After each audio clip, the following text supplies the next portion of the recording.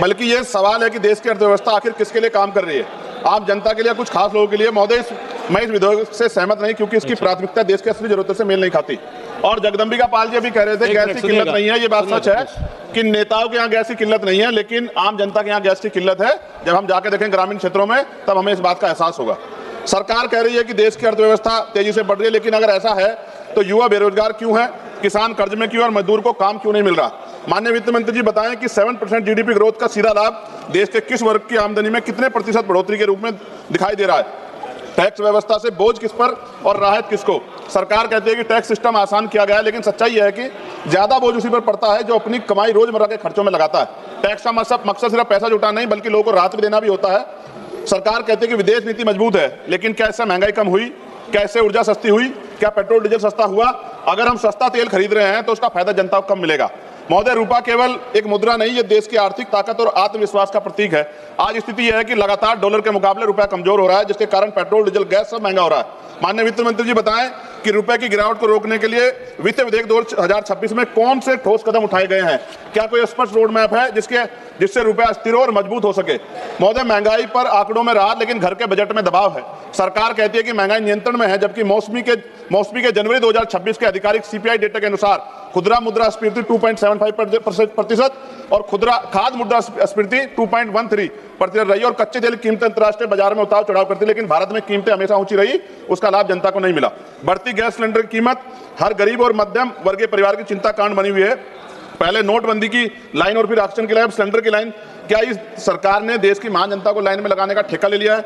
आज पिछले कुछ दिनों से बेमौसम बारिश हो रही, जिसकी वजह से किसान की फसल खराब हो रही है। माननीय वित्त मंत्री बताएं कि बेमौसम बारिश से प्रभावित किसानों को समयबद्ध और पर्याप्त मुआवजा देने के लिए इस वित्तीय विधेयक में क्या ठोस व्यवस्था की गई है। महोदय, एमएसएमई क्षेत्र भारत की अर्थव्यवस्था की वास्तविक रीढ़ है। छोटे उद्योग की सबसे बड़ी समस्या जटिल ऋण प्रक्रिया, समय पर भुगतान, डिजिटल संक्रमण की लागत, बड़ी कंपनियों से असमान प्रतिष्ठा और बाजार तक पहुंच। क्या इनमें से किसी समस्या का समाधान इस विधेयक में निर्णायक रूप से लिया गया है। माननीय वित्त मंत्री बताएं कि वित्त विधेयक 2026 में ऐसा कौन सा बड़ा कदम उठाया है कि एमएसएमई, ग्रामीण, गैर कृषि क्षेत्र और महिलाओं के रोजगार को निर्णायक गति दे सके, प्राथमिकता दी जाए ताकि व्यापार और किसान को इसका लाभ मिल सके। सभापति जी, सरकार कह रही है कि आधिकारिक दस्तावेजों के अनुसार 2025-26 संशोधित अनुमान राज्य के घाटा जीडीपी का 4.4% है। फरवरी 2026 के आंकड़े भारत के पर लगभग 200 लाख करोड़ का कर्ज है। माननीय वित्त मंत्री बताएं कि ये कर्ज किसके लिए है और उस पर ब्याज का बोझ कितना है, ये कर्ज देश के विकास के कितने काम आ रहा है और उससे उस पर लाभ समाज किन वर्गों को मिल रहा है। नगीना लोकसभा में माननीय वित्त मंत्री जी बताएं इस वित्तीय विधेयक के नगीना क्षेत्र की सड़क और बुनियादी ढांचे के लिए क्या विशेष प्रावधान किए गए। मैं मांग करता हूं कि नगीना क्षेत्र में राष्ट्रीय राजमार्ग नेटवर्क से प्रभावी रूप से जोड़ा जाए, विशेष रूप से नगीना, बिजनौर और मेरठ कॉरिडोर को प्राथमिकता दी जाए ताकि उद्योग और व्यापार पर किसानों को सीधा लाभ मिल सके। युवाओं के भविष्य के लिए नगीना में एक स्किल डेवलपमेंट सेंटर और उच्च शिक्षा संस्थान की स्थापना की जाए ताकि रोजगार के अवसर बढ़ सके। विशेषकर उत्तर प्रदेश के नौजवानों के लिए रोजगार देने के लिए इस विशेष बजटीय क्या प्रावधान किए गए बताएं। महोदय, जब तक विधेयक रोजगार को केंद्र में नहीं रखता, किसान को गारंटी देता, छोटे व्यापारी को राहत देता, मध्यम वर्ग को वास्तविक कर न्याय नहीं देता, महिला सुरक्षा सुनिश्चित नहीं करता और शिक्षा स्वास्थ्य को राष्ट्र निर्माण की केंद्र धुरी नहीं मानता, तब तक इसे आदर्श बजट कहना गलत होगा। सभापति जी, पक्की नौकरियां खत्म है, आउटसोर्सिंग पर नौकरियां है, क्यों ना कहा जाए कि बहुजन विरोधी सरकार है। सभापति जी, विमुक्त और घमंतु जातियों के सशक्तिकरण के लिए इस बजट में क्या विशेष प्रावधान है। दिव्यांगजनों के सशक्तिकरण के लिए इस बजट में क्या विशेष प्रावधान किया गया है। पुरानी पेंशन का लाभ आप क्यों नहीं देना चाहते। प्रमोशन में रिजर्वेशन एससी एसटी ओबीसी कर्मचारी अधिकारी क्यों नहीं आप देना चाहते। सारे सरकारी स्कूल को बंद करके गरीबों के बच्चों के शिक्षा के दरवाजे बंद करने वाली सरकार गरीबों की हितैषी कैसे हो सकती है।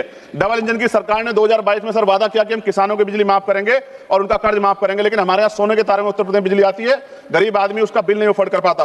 और ट्रांसजेंडर के सशक्तिकरण के लिए आपने कौन सा प्रावधान, विशेष प्रावधान किया है। अंत में सभापति खत्म करते हुए, पिछली बार जब वित्त मंत्री जवाब दे रही थी तो सूचना की सही जानकारी के कारण उन्होंने एक त्रुटि उनके द्वारा की गई थी, मैंने उनसे आग्रह किया था। मैं उम्मीद करूंगा कि वित्त मंत्री जवाब देकर इसको इस बार सही कर देंगी। आपने मुझे अवसर दिया, इसके लिए धन्यवाद। जय भीम, जय भारत। धन्यवाद।